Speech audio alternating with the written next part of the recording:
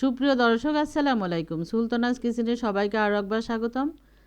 আমি আজকে আরও একটি রেসিপি নিয়ে হাজির হয়ে গেলাম। আমি আজকে রান্না করেছি চিংড়ি মাছ দিয়ে কলই শাক ভাজি বা খেসারি শাক ভাজি, আমরা যে নামে এটাকে চিনি।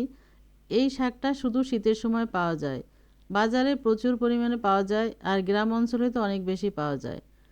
আশা রাখি এই রেসিপি আপনাদের সবার কাছে ভীষণ ভালো লাগবে। যাদের কাছে ভালো লাগবে একটা লাইক দিবেন, সবার সাথে শেয়ার করে দেবেন, পাশে থাকা বেল বাটনটি ক্লিক করে দেবেন। তাহলে আমি যখন কোনো নতুন ভিডিও আপলোড দেবো সবার আগে আপনার কাছে পৌঁছে যাবে। অনেকে আমার চ্যানেলটি সাবস্ক্রাইব করে দিয়েছেন, তাদেরকে অসংখ্য ধন্যবাদ। আর যারা এখন আমার চ্যানেলটি সাবস্ক্রাইব করে দেননি তাদের কাছে অনুরোধ থাকবে আমার চ্যানেলটি সাবস্ক্রাইব করে দিয়ে আমাকে সাপোর্ট করার জন্য।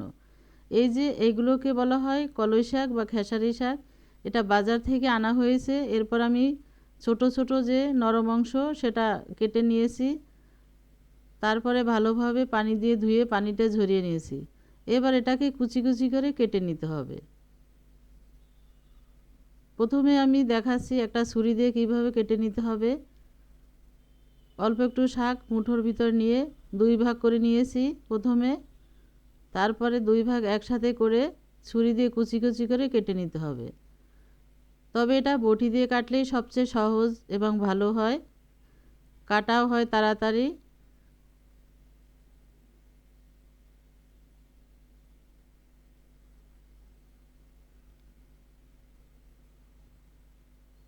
এই যে এভাবে কেটে নিতে হবে।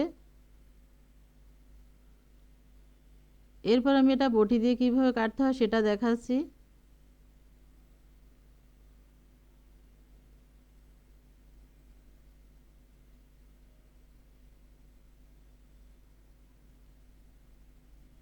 কিছুটা শাক হাতের মুঠো নিয়ে বটি দিয়ে কেটে দুই দুই অংশ হাতের মুঠো নিয়ে তারপরে এরকম বটি দিয়ে কুচি কুচি করে এই যে ঝিরিঝিরি করে কেটে নিতে হবে। এই শাকটা যত বেশি চিকন করে মানে একেবারে ঝুরি করে কাটা যাবে রান্নাটা তত ভালো হবে।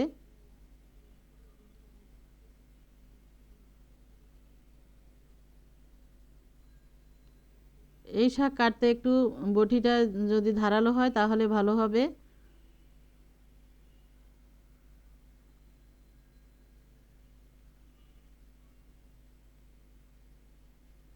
শীতের সময় বিভিন্ন রকমের শাক পাওয়া যায়, এই শাকটাও বেশি পাওয়া যায় বাজারে। আর এটা খেতে ভীষণ মজার এবং টেস্টি হয়। যারা কখনো এই শাক খাননি একবার হলেও এটা বাজার থেকে কিনে এনে খেয়ে দেখবেন এভাবে রান্না করে, এটা অনেক বেশি ভালো লাগে।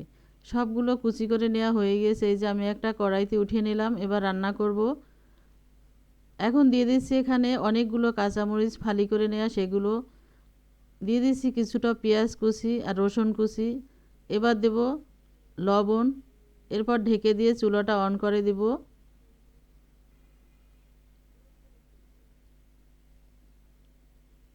নেড়ে দিচ্ছি শাকগুলো, মানে উল্টে পাল্টে দিচ্ছি। এর থেকে অনেকটা পানি বের হয়েছে,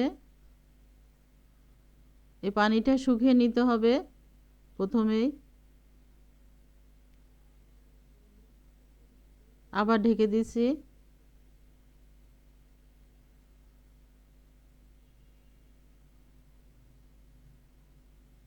ঢাকনা তুলে আমি আরও একবার নেড়ে দিয়েছিলাম।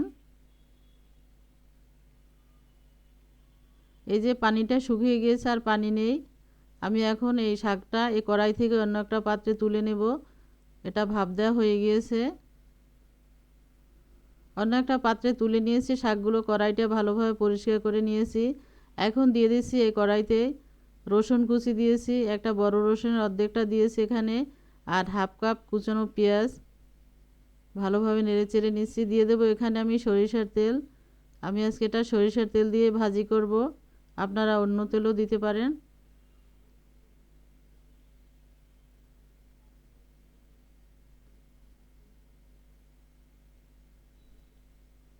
আর এটা আমি যেহেতু চিংড়ি মাছ দেবো, এখন দিয়ে দেবো এখানে চিংড়ি মাছ দেবো। হাফ কাপ মতো চিংড়ি মাছ আছে, বেছে নিয়েছিলাম চিংড়ি মাছগুলো, খোসা ছাড়িয়ে নিয়েছিলাম, সেটা দিয়ে দিয়েছি।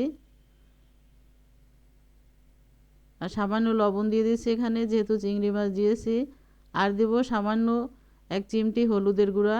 যে চিংড়ি মাছ যদি না দিতাম তাহলে হলুদটা দিতাম না, হলুদ আপনারা দিতেও পারেন নাও দিতে পারেন। দিয়ে ভালোভাবে মাছগুলো ভেজে নিয়েছি। এখন দিয়ে দেবো শাক। সে ভাপ দিয়ে রেখেছিলাম যে শাকগুলো, সে শাকটা দিয়ে দিচ্ছি। শাক দিয়ে ভালোভাবে মাছের সাথে এবং পেঁয়াজের সাথে নেড়েচেড়ে ভেজে নিব। বেশি সময় লাগবে না, যেহেতু শাকগুলো আগে থেকে সিদ্ধ করা আছে। এরপরে দিয়ে দেবো ধনিয়া পাতা কুচি, দিয়ে আরও 2 মিনিট মতো সময় ধরে আমি একটু ভেজে নেব, তারপর চুলা থেকে নামিয়ে নেব।